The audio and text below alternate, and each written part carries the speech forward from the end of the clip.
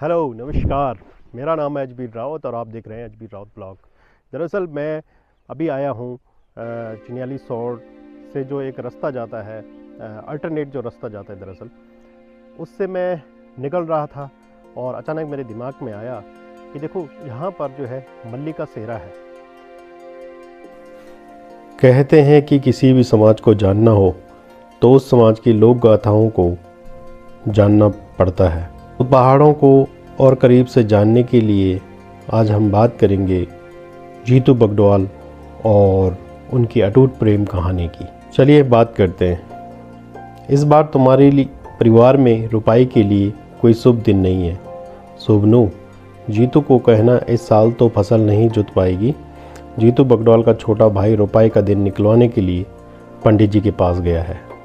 दरअसल राजा मानशाह ने अपने चहीते जीतू बगडोल को कई खेत दिए थे और अब इनमें फसल लगाने का समय हो चला था, लेकिन पंडित जी ने इस बार साफ कह दिया था कि रुपाई का कोई शुभ दिन नहीं है। लेकिन कहते हैं कि रुकावट जितनी भी आती है उसका कोई ना कोई समाधान जरूर निकल आता है। तो समाधान देते हुए पंडित जी बोल पड़े, अरे तुम नहीं कर सकते तो क्या हुआ, तुम्हारी भूली तो कर सकती है। जाओ 6 गते आषाढ़ तक शोभनी को ले आना, उसी दिन उसके हाथ से रुपाई शुरू होगी। शोभनू इस अच्छी खबर के साथ घर पहुंचा और जैसे ही उसने बताया कि भूली शोभनी को लेने उसके ससुराल जाना है तो जीतू का दिल बैठ सा गया था, क्योंकि रैथल में बिहाई उसकी भुल्ली से मिलने का मतलब था भरना से भी मिलना, जो जीतू के मन में बसी हुई थी। पहाड़ों में प्रेम जंगल में उगे किसी फूल की तरह होता है, जो उगता चुपके से है लेकिन महका देता है पूरे जंगल को। इसी महक से सरोबोर जीतू बोल पड़ा कि रैथल तो मैं ही जाऊंगा। कहते हैं जब जीतू बगडोल ने ठानी कि अपनी बहन को लेने वहाँ जाएगा तब बहुत सारे अपशकुन भी हुए। तैयारी के बाद उसकी बकरी तीलू ने छींक मार दी, जिसे देखकर जीतू की माँ बोल पड़ी, यह अपशकुन है, रहने दे मत जा। लेकिन जीतू पर भरना से मिलने का ख्याल गोते खा रहा था। उसने माँ की बात को अनसुना किया और माँ का मन बेचैन हो गया था।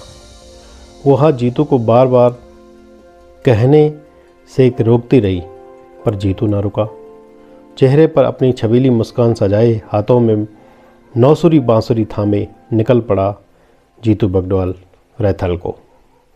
यूँ तो सफ़र का मकसद बहन को लाना था, लेकिन जीतू की जानता था कि भरना को देखना उसके लिए किसी लंबी यात्रा की मंजिल तक पहुंचने जैसा है। और इन्हीं ख्यालों में डूबा हुआ जीतू पहुंच जाता है आंचलों के देश खैट पर्वत। प्रेम में डूबे हुए इंसान को हर चीज़ खूबसूरत लगती है। ऐसे में खैट की सुंदरता से वह कैसे दूर रह सकता था। खैट की सुकून देती हवा थके हुए जीतू को जैसे ही थपका रही थी। जीतू ने उस मीठी हवा की सांस भरी और एक पेड़ के नीचे बैठकर नौसुरी बांसुरी की तान छेड़ी। जीतू की बांसुरी की धुन पर पत्ता पत्ता बूटा बूटा झूम उठा, मानो पत्थर पत्थर भी नाच उठे। मौसम गुलाबी हो गया, आसमान सुनहरा था। इसी बीच जीतू ने सुनी घुंघरों की आवाज़ और आँख खोली तो देखा 9 सुंदर काया जो उसके चारों ओर झूम रही। जीतू समझ गया था कि उसकी बांसुरी की तान आंचड़ियों को उनके लोक से खींच ले आई। अब 9 आंचड़ियों को कैसे रिझाए, कैसे मनाए। इतनी खूबसूरत कि वे हर खूबसूरत चीज़ को अपने हाथ से ले जाती थी। अक्सर कुछ बचाने के लिए उसे सबसे दूर ले जाना पड़ता है, क्योंकि जहाँ दुनिया की धूरी में आया वह मैला हो गया। जीतू इस बात से बहुत अच्छे से जानता था। इस पल उसे माँ की टोक याद आई।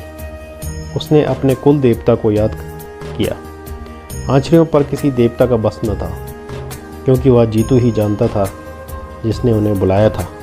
जीतू जान चुका था कि आंचड़ियाँ उसके बिन लौटेगी नहीं। और उनसे मिन्नतें करता गया कि प्लीज़ छोड़ दो, लेकिन आँचरी नहीं मानी। हट और निवेदन के बीच में निवेदन अक्सर हार जाता है, लेकिन वह सबको इंतज़ार में छोड़कर इस तरह नहीं जा सकता था। पीछे बहुत सारे इंतज़ार थे। बंजर धरती फसल के इंतज़ार में थी। माँ अपशकुन के झूठे होने के इंतज़ार में, उसका खुद का मन भरणा के इंतज़ार में, और भरणा की आंखें जीतू को देखने के इंतज़ार में। इसलिए वह उनसे निवेदन करना छोड़ मोहलत मांगता है। वह आँचरियों से कहता है कि उसे 6 गते आषाढ़ के दिन ले जाए, ताकि वह तब तक अपनी सारी जिम्मेदारियों को पूरा कर सके। आँचरियाँ मान जाती है और जीतू अपनी मृत्यु का समय तय कर भारी मन से अपनी बहन शोभनी को घर पहुंच कर ले जाता है। वहां अपनी भरणा को देखकर जीतू के मन में बहुत दुख और खुश दोनों का ज्वार उठने लगा। वह जानता था कि भरणा से यह उसकी आखिरी मुलाकात है, इसलिए उसे बताने से वह नहीं चूकता कि वह उससे कितना प्रेम करता है। गढ़वाली में मैं आपको एक बात कहता हूँ। उसने कहा था, तेरा खातिर छोड़ी स्यादी बाकी बकूड़ी, बाकी बगोड़ी छोड़ी छोड़ी रानियों की दगुड़ी, 36 कुटुंब छोड़ी 32 परिवार, दिन को खानी छोड़ी और छोड़ी रात की सेणी। जीतू के अंदर सब कुछ बदल जाता है, बदले भी क्यों नहीं। हम सब जानते हैं कि मृत्यु सबसे बड़ा सच है, लेकिन फिर भी रोज़ ज़िंदगी का हर एक लम्हा जीते हैं। अगर पता चल जाए कि मौत का दिन कौन सा है, तो फिर सब कुछ बदल जाता है। फिर एक दिन आया, जीतू को अपनी बहन शोभनी को लेकर बागोड़ी लौटना था।